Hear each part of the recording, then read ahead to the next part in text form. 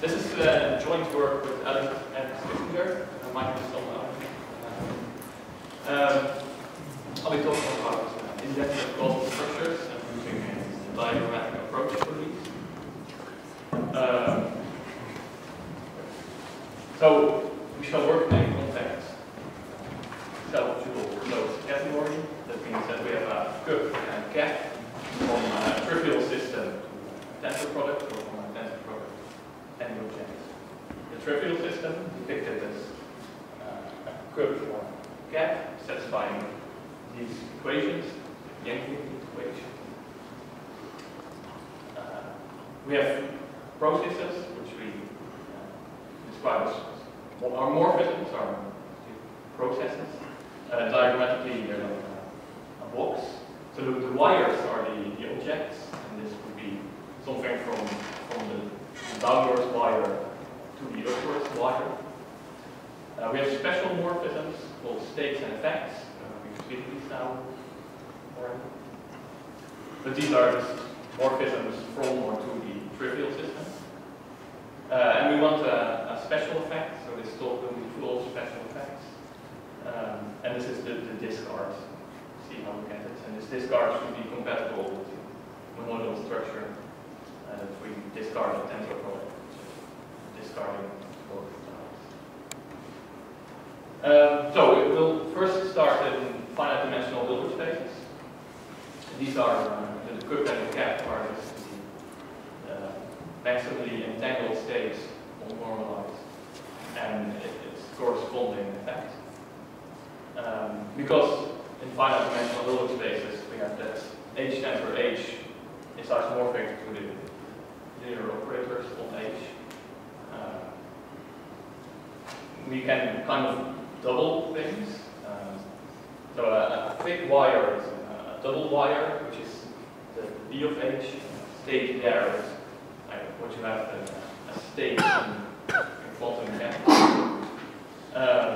If we have a morphism or a map, we can also double this, and then this is a map, and then this is its adjoint, and this would correspond to the Krauss decomposition of this map. And these are pure maps. We have spiders. So what's a spider? A spider is this little dot in here, and this corresponds to taking in m basis states. So you choose some basis, taking these m states, and then you give out n of these basis states again, and sum over all these possibilities. This is for the computational basis, so the V basis.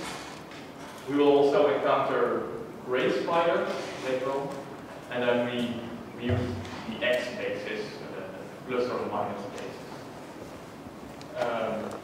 Well, using this equation, we see that if we have spiders which are connected by a couple of legs, then they just fuse. You just get this little product. Our discard is now just a wire which is bent. So we have other special ones, namely encode. We have a classical system, and we make this into a quantum system. We have the opposite, a measure. So we have a quantum system, we do a measurement, and what comes out is just classical information. And this all together is a subcategory of finite dimensional Hilbert spaces, which are basically finite dimensional C-star algebras with completely positive maps, or pure maps. And this is the setting where we will be working. It is just close to model category. We have a slogan basically that is this doubling makes things quantum compared to single wires, classical. We have bastard spiders. These are spiders which are composed of both quantum and classical systems. And well, these also use. And there's one additional map I'd like to point out, which is decoherence. We have a quantum map. We do a measurement, and then we encode the outcome again. This is a decoherence map. And we'll be using this later on. Okay, so we'll go to causal processes. Kind of the title. Sean already showed this, but we say that a process is causal if we discard it, then it's as if we haven't done the process at all. Okay, now we are going to a slightly more complicated system where we have two observers, Alice and Bob, and they can both act on a system. And now we can say that Alice is before Bob if this map phi factors in this way. So Alice does something, sends this to Bob, and Bob can use this information. Or we say that Bob is before Alice if it factors in the other way. And now what this means is that in this case, Bob cannot signal to Alice. Now, why is this? Because if we trace out Bob's output, then because Bob's process is assumed to be causal, their systems split, and there's no information going from Bob to Alice. And similarly, of course, in the other way around, Alice can signal to Bob. And there is no signaling if it admits both factorizations, because can't signal to each other. And then as an example of something which is non-signaling, they could have a shared state, and this indeed factorizes in both ways in this fashion. So we have a new psi prime here, psi b prime here. So this is exactly what we expect. If they share a system or a state, then they can signal to each other. Okay, now we come to some probabilities. Suppose Alice and Bob get some inputs, and they have access to a system, but only once. So they get in a system, and they give out this system again. And then they produce some outcome, A and B.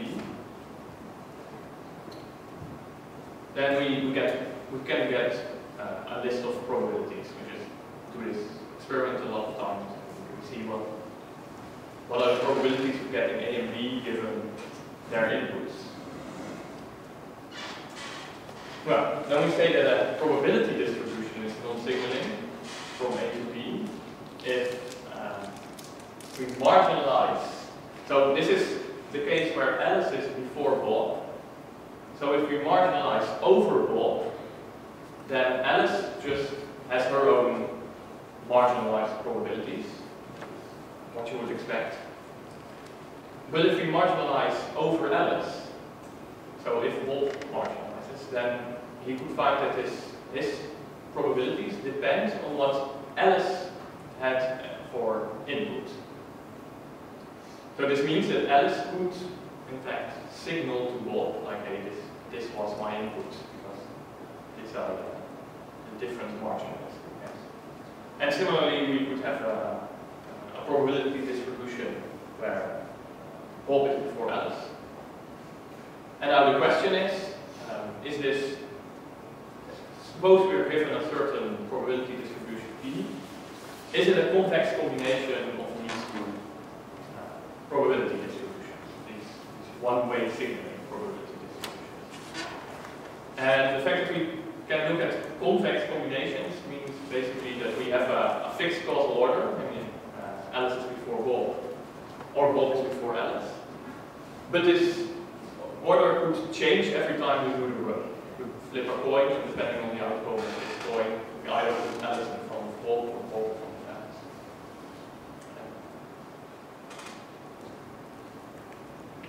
Well, it's, of course, not all probability distributions are of this form. We would have sort of two-way signaling probability distributions. Now, how can we get these probabilities in quantum mechanics? And we'll do this in basically the most general way possible. So that means that we have no assumption of a fixed causal order. We don't assume that either Alice is before Bob necessarily or Bob is before Alice. And we assume, but we do assume that so Alice and Bob are both in a laboratory, and their labs obey just quantum mechanics, local quantum mechanics.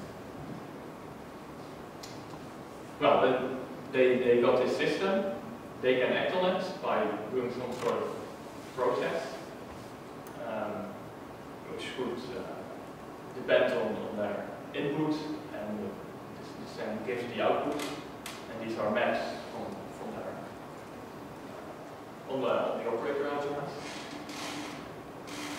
And then we have this trick, the Choi-Jankowski isomorphism, where we can take a map from the B of Alice's input Hilbert space to her output Hilbert space and transform it into an element of the tensor product of these Hilbert spaces. Well, this is, I think this is pretty well known.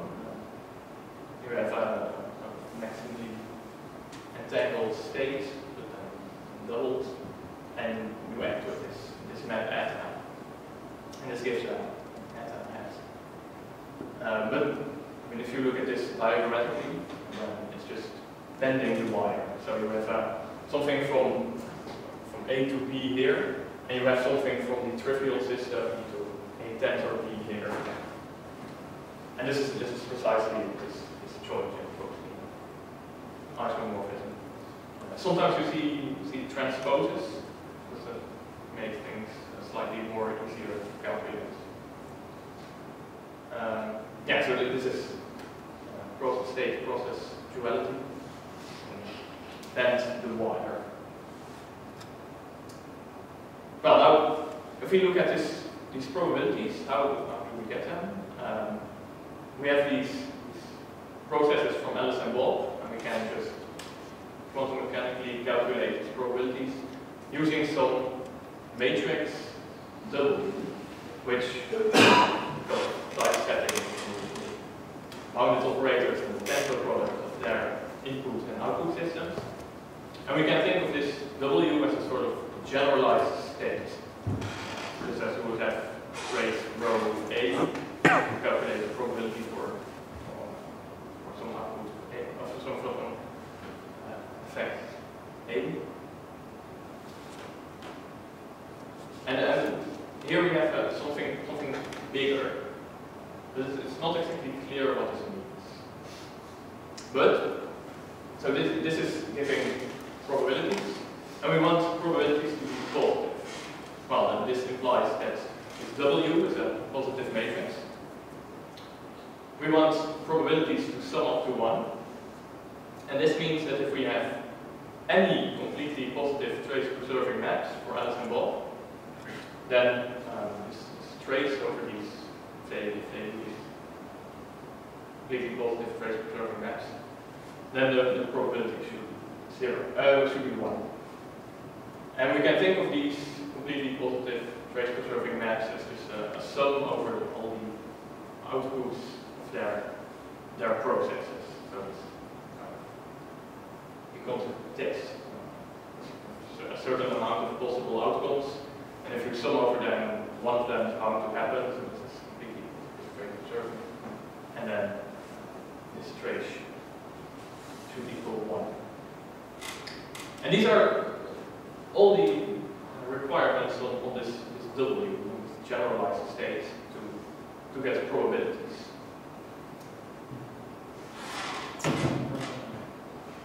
Well, if we have something from this tensor product, then doing this Choi-Jankowski isomorphism, basically the other way around, gives us something from Alice to both. We can look at it in this way. And this basically means that we have this W process matrix. We have here some kind of gap, and we can plug in a process from Alice. And once we plug this in, so kind of compose from the inside out, once we plug this in, this just becomes a morphism from Wolf's input to Wolf's output. And this is related to things called quantum codes, in case you have ever heard of these. Where you could, I mean, you could build this up, like you could have something which is then inside here, covering this one, and then you could have things which cover those things again, and then infinite family of these cones interlocking basically, and giving something from all the way from the bottom, going all the way to the top.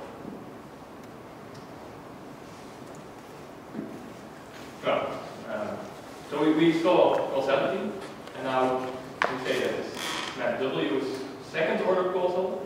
In a sense, causal processes to causal processes.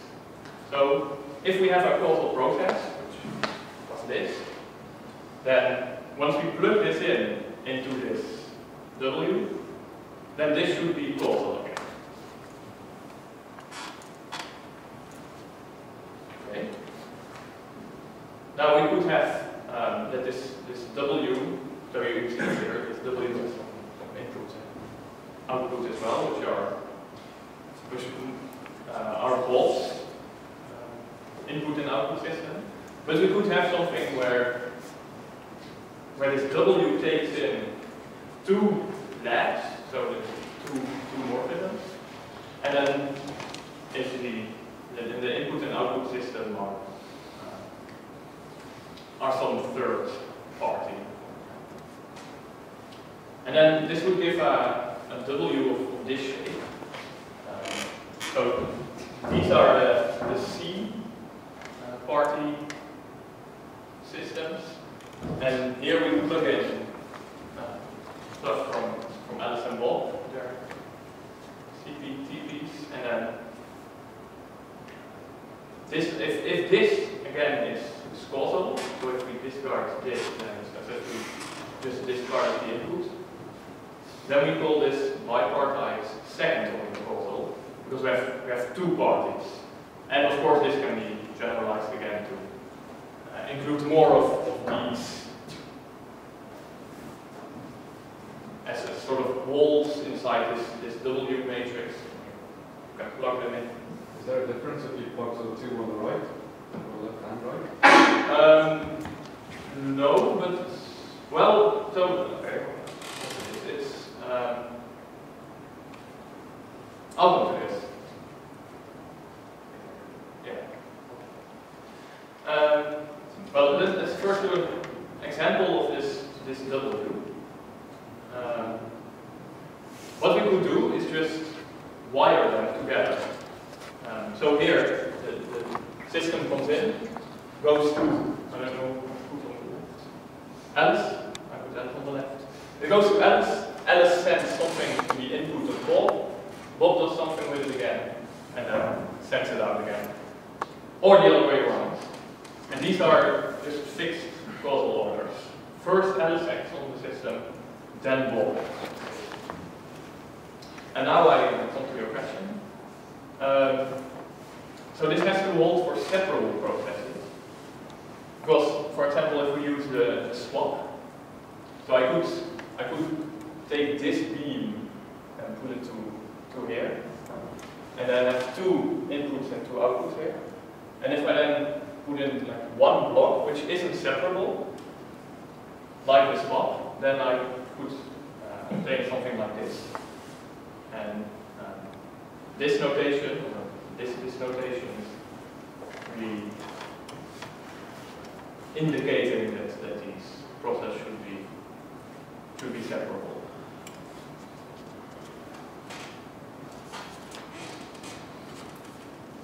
yeah, so what happens here is we have this system here, and then the link from Alice to Bob, and Bob sending it out again, but now we make a cross here, and we get just one line here, this line, and this 8 figure becomes a circle, and the circle isn't causal because this is the dimension of your input systems.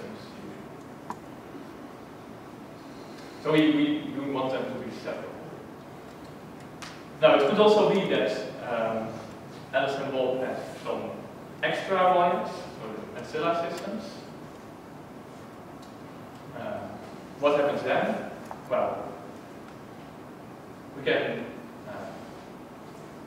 I mean, this doesn't give a problem. You can just say that if something is second order causal. Oh, I misspelled. I meant to say if something is second order bipartite second order causal, it is also completely bipartite second order causal. So then this 2 should be here, and there should be a C here. And completely means that exactly that these ancilla systems don't matter. If you have some ancilla system, still, if you discard the top, it is the same as discarding. Or as is not doing this whole process at all. But to see this is true, we need that our category has enough causal states. Now, when is a state causal? If it has enough causal state, if for all these states, if we do 2 things, and these happen to be the same, these morphisms, acting on these states, then the morphisms should be the same. So we can discriminate between states. If this was not the case, we could not discriminate between certain states. And this is the case for operator calculus. Well, if we have like we have 2 of these causal states, then if we discard the ancilla system and we plug in a state, then these are just normal causal maps. So if we plug this in, now these are just first order causal maps. So if we discard this, then it's the same as just discarding this. And now I'm not sure if this is readable, but here is some kind of block with nothing in it. And this is the units. This is 1. So it says that this W, row W is normalized. However, we also have that if we have 1 times 1 times 1, this is also 1. So these 2 are equal because this is the case for all states, row A, row B, and row W. There's a slight trick here because we need to know not only that there are enough causal states, but also that there are enough separable causal states. But this is just the case because we can bend up these row W and row B, and then we have something with only 1 row A sticking out, and then we can bend them all.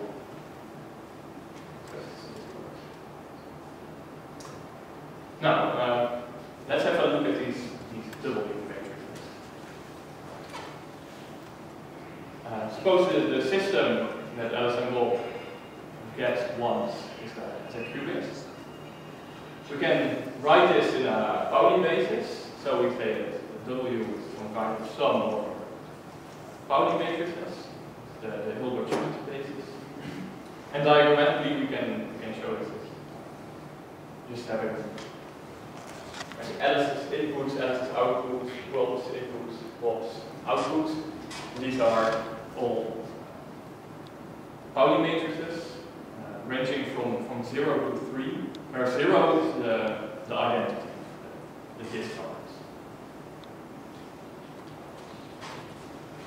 Well, we have these conditions on W to get actual probabilities. And these are equivalent to, well, that this W matrix is positive, that the trace is equal to the product of the dimensions of the Hilbert spaces of their output systems. And if you have more, then you just have the product of more of these dimensions. And some pretty weird equations. So we need some notation. If we have any matrix, any convex, we can trace out a certain part of it corresponding to a certain Hilbert space, and then replace this with the identity on this Hilbert space. And then more. And what this now says is that we completely trace out Bob and replace his things with discards or identities. Then it's the same as if we also trace out Alice. And the second equation is the same, and if we trace out Alice, we could have, well, Bob's output. And then the third one is maybe even weirder. And this says that if we have something, then it's the same as if we discarded Bob's output, or if we discarded Alice's output, but then there's a sort of double counting going on, I think, so we need to compensate for this. But these equations are just really equivalent to those to get probabilities. And we can look at these diagrammatically. So we have these terms in the W matrices, these. We can just write them out. Here's the K and the L Pauli matrix. I mean, this is just everything you can write down, where the I, J, K, and L are now ranging over 1 to 3. Suppose we have such a term, and we look at this first equation, then we discard Bob's outputs and replace them with traces. And there should be a factor here, right? I forgot the 1 over d factor. Then this is the same as discarding Bob, but also discarding Alice's outputs. Well, what does this mean? Because the Pauli matrices have 0 trace, except for the identity.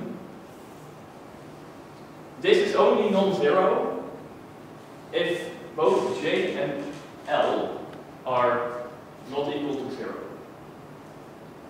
Now, if they are equal to 0, then we get the trace of the identity, so it isn't 0. But then if this side isn't 0, then the other side also should be 0. So if J and L are 0, then I should also be 0. Well, similarly, we can say if I and K are 0, this is the discard Alice. And could as well discard Bob's output. And if we do such a drawing for this equation, then it means that one of the output systems has to be the trace.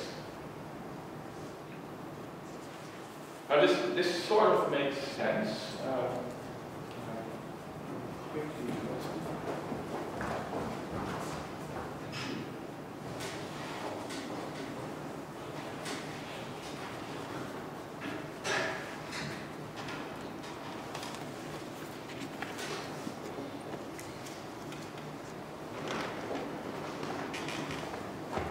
We have this W matrix for state, and then we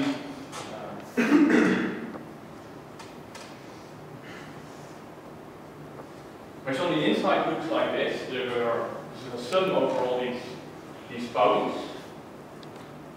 And now it says that if we discard this one and this one, then like if we have a fixed causal structure, we would either have that Alice is connected to Bob. In case if we discard Alice, then this would transfer over to here, and we would just discard this. This is the first equation. The other possibility would be that Bob is before Alice, and now this should be a discard because there's nothing to put out here. We already closed this off. There's nothing. So if you think of these Pauli's as making a connection, making a causal structure from one side to the other, then these equations make sense. What you want. Well, then you can throw away all the terms which you don't need. You're left with these terms. So this is the first one is just discarding everything. Trivial. In the second one, Alice or Bob get some states as an input. Here they both get a state. Here we get like a connection from Alice's output to Bob's input. Here we get something from Bob's output to Alice's input. And here we get something from Bob's in and output to Alice's input, which is a sort of channel with memory. And then if you draw these W's and then draw these lines, see it makes these connections. And you can take sums over these. So you can take sums over these different causal structures. And these don't necessarily become a convex combinations of the different types. Now, this trace equation that we had for the trace of W should be equal to dimensions, which for qubits is 4. This implies that this lambda term, the first lambda term, is 1 over 4. The W is positive, restricts to a positive cone. So you have this sort of really big vector space, it's like 81 dimensional or something. And then the positive cone of these are all these W matrices. As a special example, introduced by Berger, we could have this one. So this is we need this 1/4 term, and then we have two of these terms, namely one. So this is Alice's input, Alice's output, Bob's input, Bob's output. And here we have something from Alice's output to Bob's input, but also something from Bob's out and input to Alice's input. So this is a combination of two different causal structures, and this is not a convex combination. But it does give valid probabilities. So the probabilities you get with these are incompatible with an actual causal structure. And this can be shown by using guess your neighbor's input game. And this W can break a causal, classical bound for this game. So this is, if this is a thing, then this cannot be compatible with a fixed causal order, where either Alice is before Bob or Bob is before Alice. Now we can draw this in a diagrammatic way. So these are the spiders, but then the quantum, so this is doubled. These are the decoherences. This is Hadamard. And it just, if you write this in a matrix and then decompose in sum over state, then this just turns out to be the case. But there's a sort of weird D map here, and this D is gray spider, which we encountered. It's just stating in something and then having this D spider together with a state which is plugged in. And this state corresponds precisely to this state, so the vector corresponding to this state. This one, and on the block sphere, this is precisely on an angle of pi over 4. So it's precisely in between 0 and plus. And as I said, this gray spider corresponds to plus or minus phase. And this D is really like, where does it come from? Why do we have it? We didn't understand this. You can also vary this D, so not take this, but change these coefficients.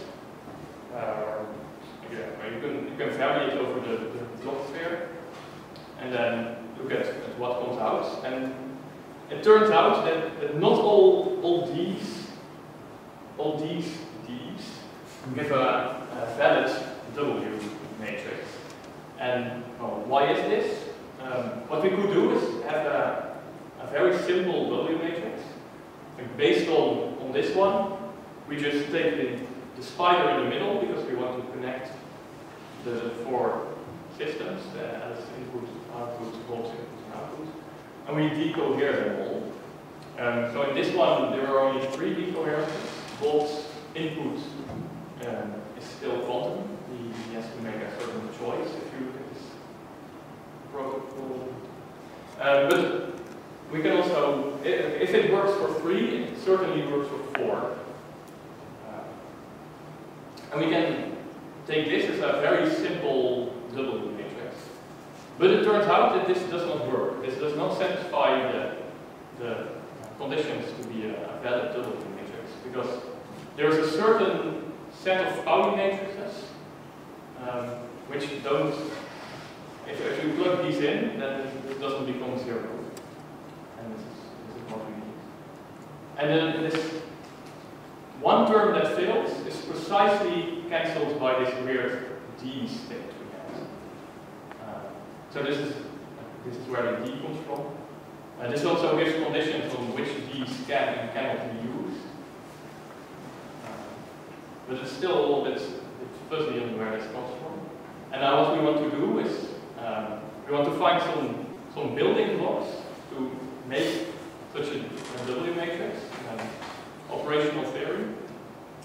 And then we could ask if there's some kind of universal set of building blocks which we can make everything, or maybe approximately everything. And the big question also is what is this W physically? It's quite unsure if this is a real thing or just a mathematical trick. That's it.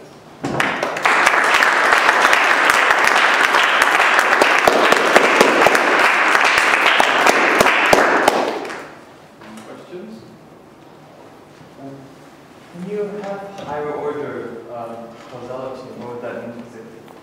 Yeah, that would be the third order causality would be a kind of block where you put in a second order causal thing, and then this whole thing becomes second order causal. So if you put in the first order causal thing again, then the whole thing is just causal. And this gives an a priori an infinite chain, and it's unknown if this kind of collapses at some point. At least it's unknown to us. Do you have any results like where you had second order causal implies some sort of first order causal for higher orders? No. So I think But then this would be reference. I think due to the reference results. That's quite possible. So let's see if they work on the quantum codes. But my feeling is because everything's compact, that the higher order stuff should overlap. No, it doesn't. It's because of the causality. That's what creates a genuine higher order structure. Otherwise, it would just been the wire. But SOC, or yeah, SOC looks different from causality because it takes causal things to causal things. So also, is that the only way you can define it? Because you cannot define putting two causal things together like this. he's doing it recursively.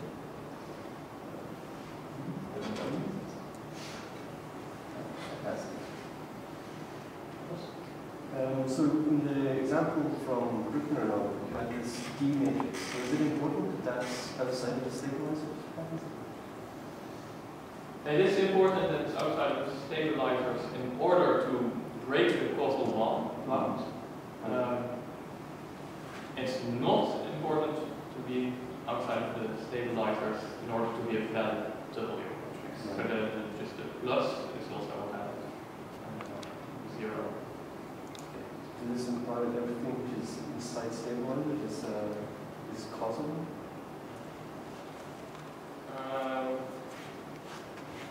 No, I don't think so, because it also has to be real.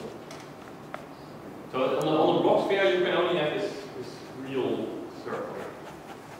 Because those are exactly the terms which cancel the one term which is being different. So what does happen is if you put a stabilizer state into this D there, so that's a pi on 4 phase layers with the D actually is. Then if you put any stabilizer state, the whole thing is indexed in some trivial way, so you never get any violation.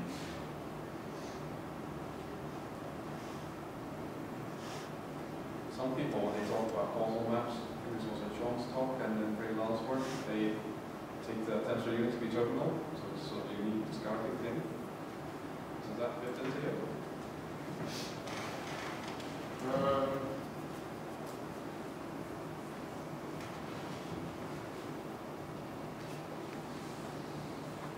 I'm sure. So our causality is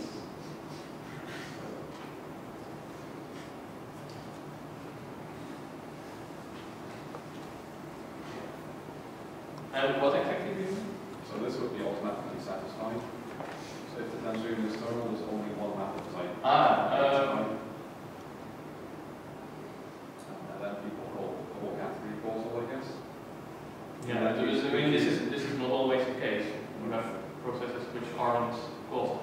But if that's the case, is it according to your definition also there exists a causal structure?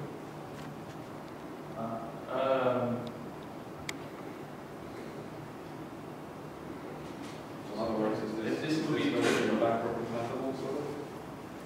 So if you take the subcategory of first order causal things, then it becomes terminal.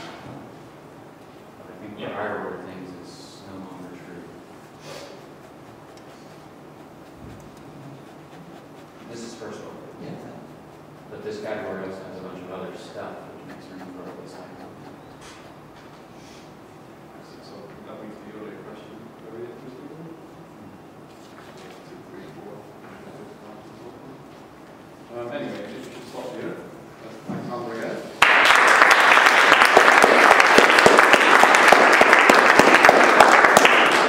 We're going to talk about food. So I'm afraid for the people that were here yesterday, our budget is nowhere near as lavish. We can have to buy our own food. I made a little map of things, so shops in the neighborhood that sell stuff that you take away. I suggest we go buy something and eat here and have a chat. Even if we're very brief, we could go sit outside. Or are people not up for that? Oh yeah, that's the no The other thing, before everybody rushes out, there's a plan to go to a pub at the end of the day, and people might also want food. I will definitely eat at some point. Maybe we can have a show of hands or something if we would like to join.